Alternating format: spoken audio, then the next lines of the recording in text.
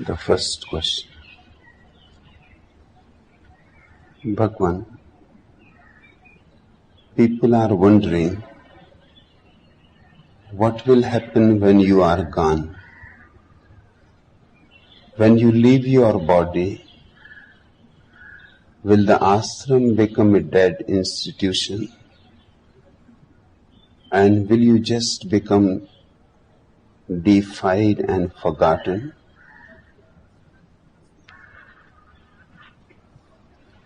My concern is the immediate, this moment. Beyond this moment, nothing exists. The only time that is existential is now,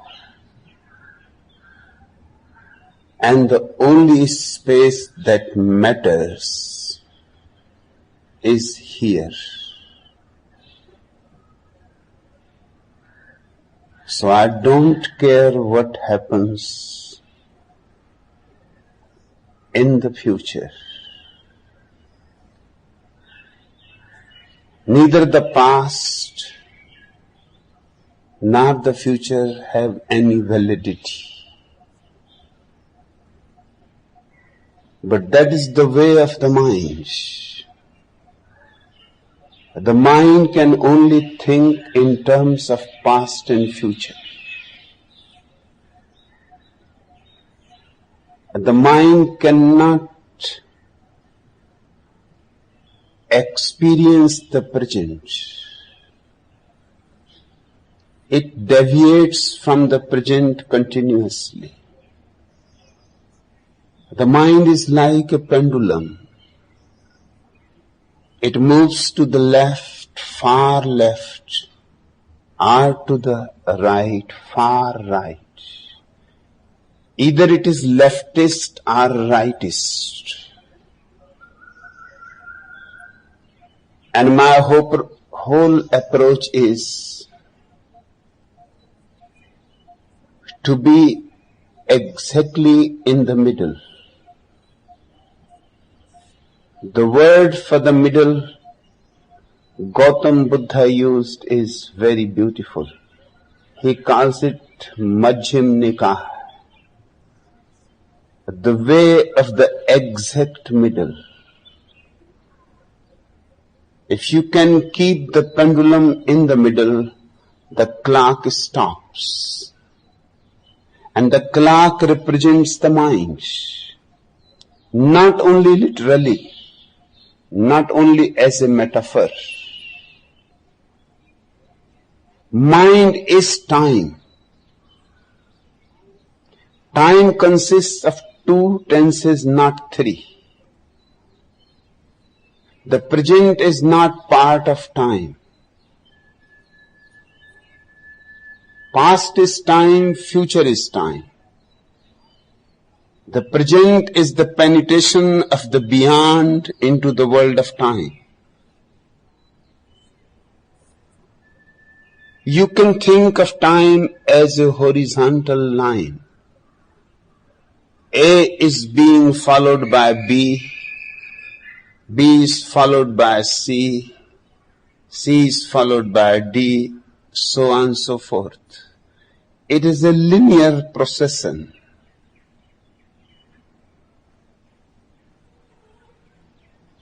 Existence is not horizontal.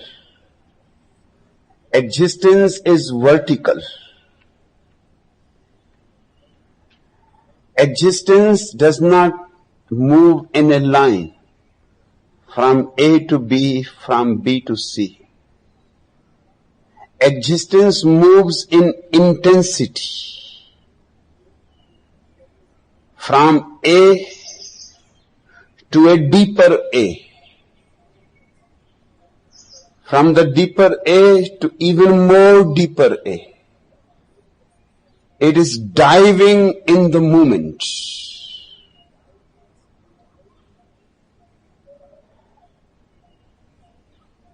time conceived as past and future is the language of the mind. And the mind can only create problems. It knows no solutions. All the problems that humanity is burdened with are mind's inventions. Existence is a mystery, not a problem. It has not to be solved. It has to be lived. I am living my moment. I don't care a bit what happens later on. It may look to you very irresponsible.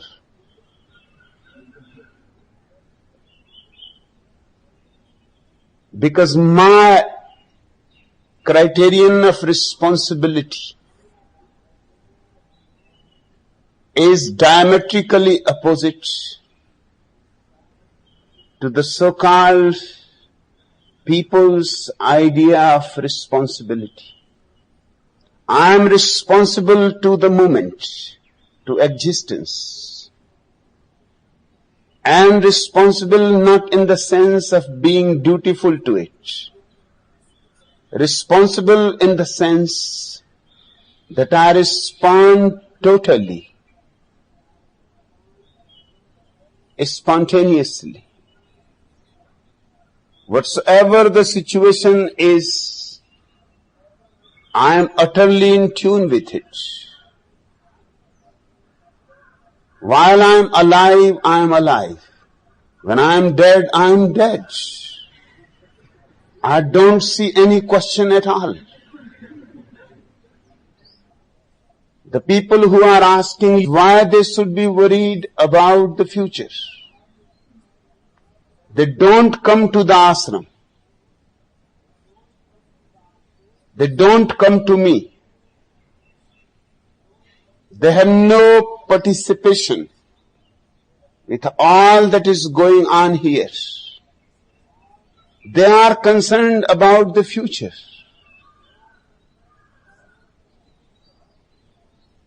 They are showing much worry about the future.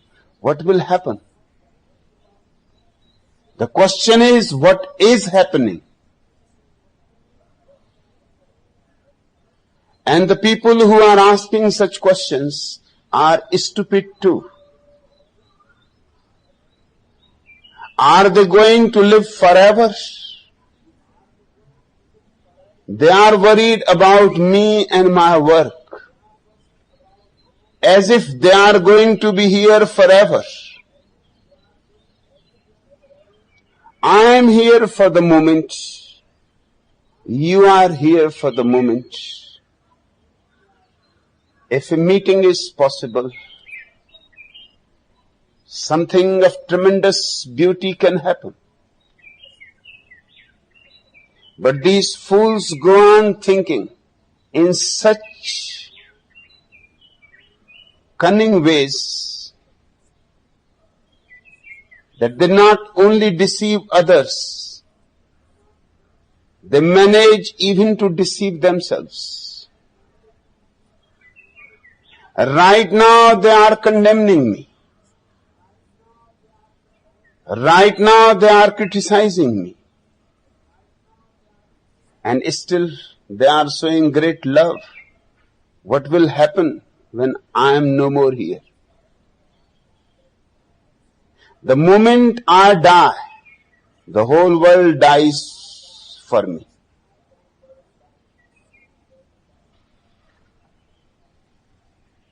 Then whatsoever happens, happens.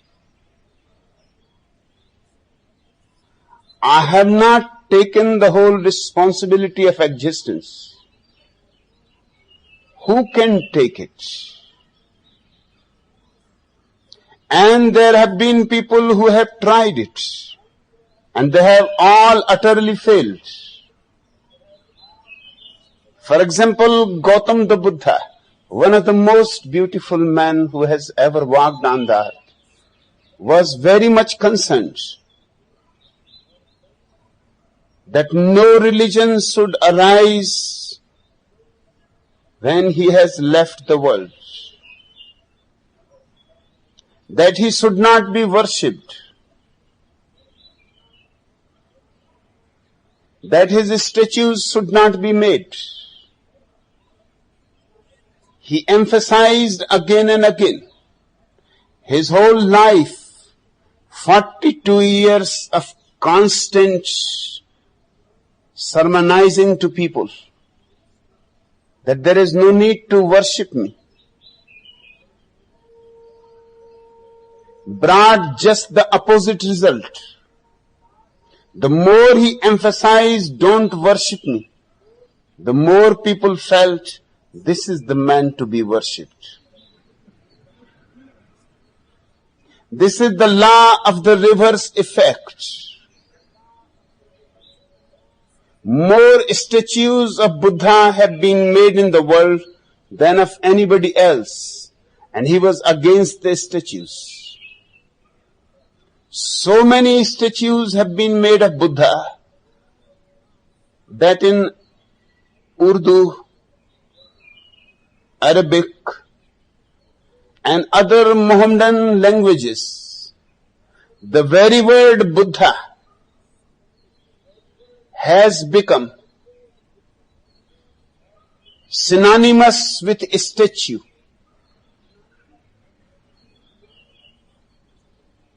With a little change. Buddh.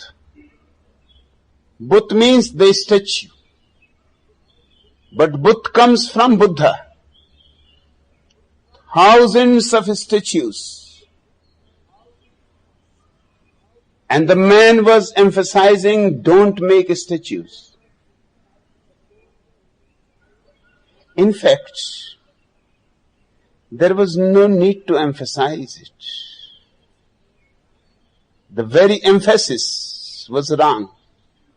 Why he should be concerned about the future? And when you are no more there, the very desire to control the future according to your ideas is political. People are trying to control humanity when they are alive. And they go on insisting that they would like to control humanity even when they are gone. I am not controlling anybody.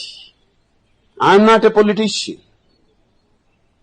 I am not interested at all that anybody should be controlled by me, today or tomorrow. Who are these people who ask this question? They must be Hindus, Mohammedans, Christians, Jainas, Buddhists, Krishnamurtiites.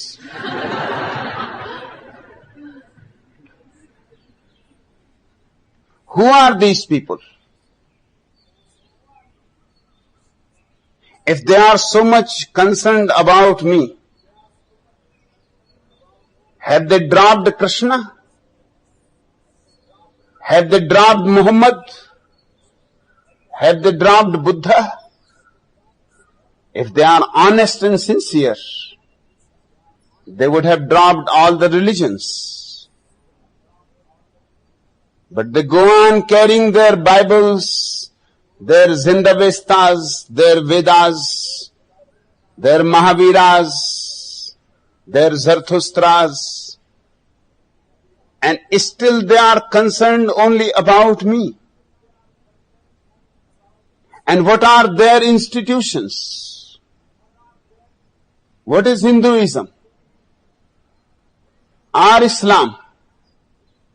Or Jainism? Or communism for that matter? Every institution is bound to be dead. Only a man is alive. No institutions are ever alive. How can an institution be alive?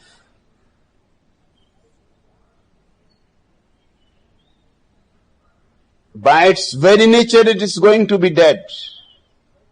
So next time these people ask you the question, you ask them, who are you?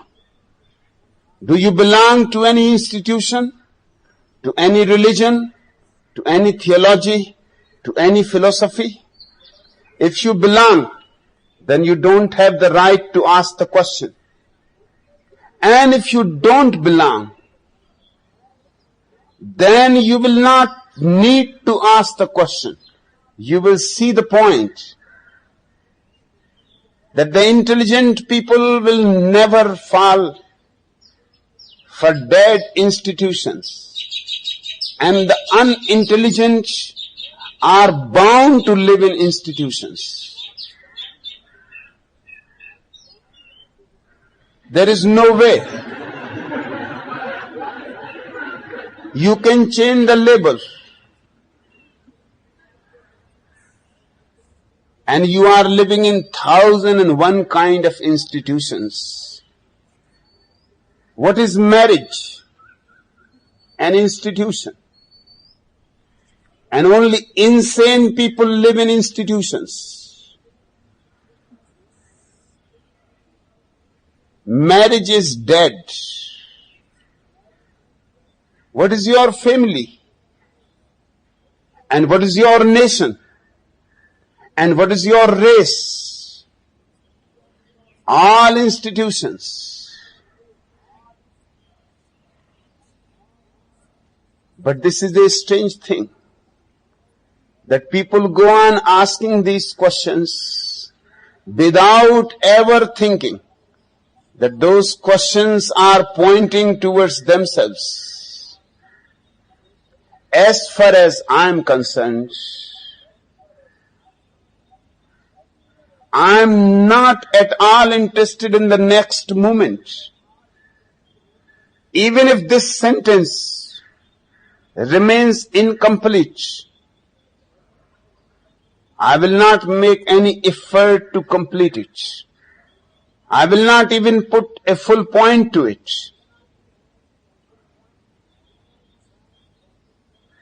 I have no desire to dominate. But I cannot go on saying to people that don't worship me, because that is the way to create worship. People are to be understood in their whole insane mechanism. For example, Jesus says, "Blessed are the poor, for theirs is the kingdom of God." Now many down these 2000 years have tried to be poor for the simple reason and motive so that they can attain to the kingdom of God. Do you see the contradiction? Blessed are the poor, for theirs is the kingdom of God. Then what kind of poverty is this? If it brings kingdom of God to you, then this is a good incentive, a great motivation for greed. If Jesus was really right, he should have only said this, "Blessed are the poor," because they are poor. Then why make this statement? For theirs is the kingdom of God. Everybody wants to be the kingdom of God. Everybody wants to possess the eternal treasures. And if for that one has to be poor and sacrifice, it is worth. People have been doing this all along. It is time that man should start looking more clearly, more transparently of what has been told to him and what he has done.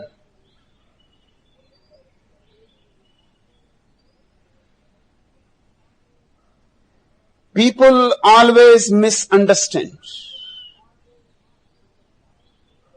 When the master is alive, they will not come to him.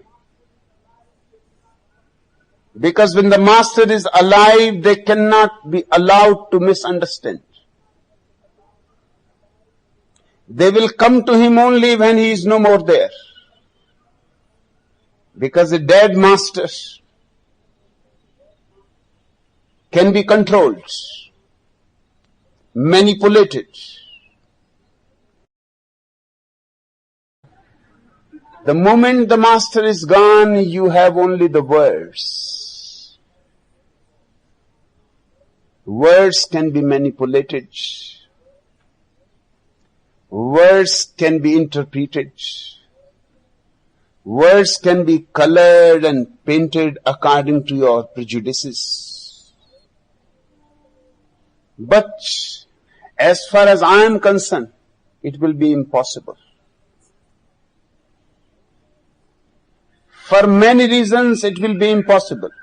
First, I am a man who is consistently inconsistent. It will not be possible to make a dogma out of my words. Anybody trying to make a creed or dogma out of my words will go nuts.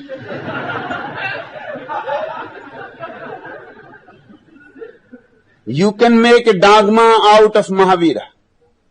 He is a very consistent man, very logical. You can make a philosophy out of Buddha. He is very mathematical. You can make a philosophy out of Krishnamurti. For 50 years he has been simply repeating the same thing again and again. You cannot find a single inconsistency in him.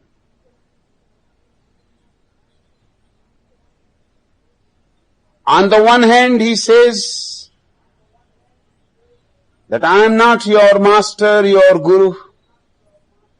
Don't depend on me. But in a subtle way, he is creating the whole philosophy, which is so consistent, so utterly consistent, that anybody would like to be imprisoned in it. It is so sane. It is impossible with me.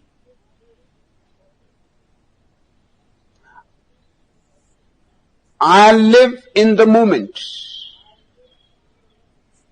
And whatsoever I am saying right now is true only for this moment. I have no reference with my past. And I don't think of the future at all. So my statements are atomic. They are not part of a system. And you can make a dead institution only when a philosophy is very systematic. When there are no more flaws. When no fault can be found. When all doubts are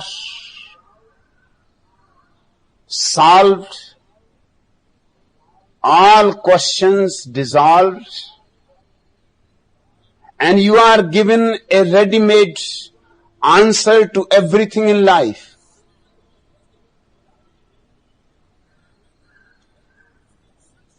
I am so inconsistent that it is impossible to create a dead institution around me. Because a dead institution will need an infrastructure of a dead philosophy. I am not teaching you any doctrine. I am not giving you any principles. On the contrary, I am trying to take away all philosophies that you have carried all along. I am destroying your ideologies, creeds, cults, dogmas, and I am not replacing them with anything else. My process is of pure deconditioning. I am not trying to recondition you. I will leave you open. Hence you can see here, all my sannyasins are unique individuals. There is no certain pattern in which they had to fit themselves. There is no should not. There is no rigid structure, but only a liquidity. I am not giving you 10 commandments. I am not giving you detailed information how to live. Because I believe in the individual and the individual's dignity and his freedom. I am sharing my vision. That is my joy. But it is not being shared in order that you should try to live up to it. I am simply sharing my vision, my joy. I am enjoying it. And whosoever wants to enjoy with me is welcome. Naturally, when I am gone, there may be few fools who will try to figure it out, to make a system, although I am making it almost impossible. But fools are fools. They can try to do the impossible. But here something totally new is happening. I am not trying to create a religion. I cannot do it. Because the very idea of creating a religion is ugly. But I am religion, a sense of humor in you, a deep laughter in you. To me, laughter is more sacred than prayer. Dancing, more spiritual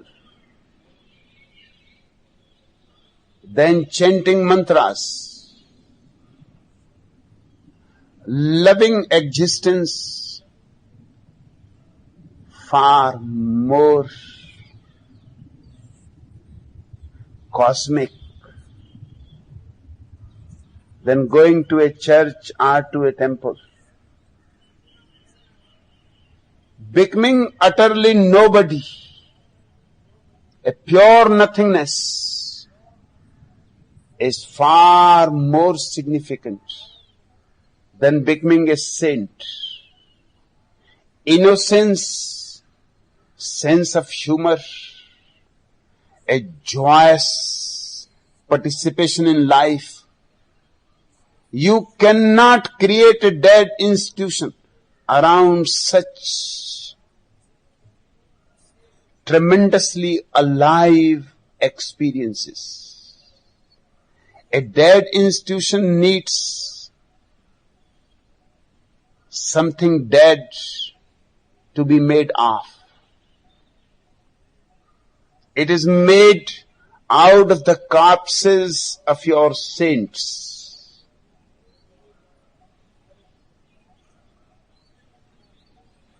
My whole approach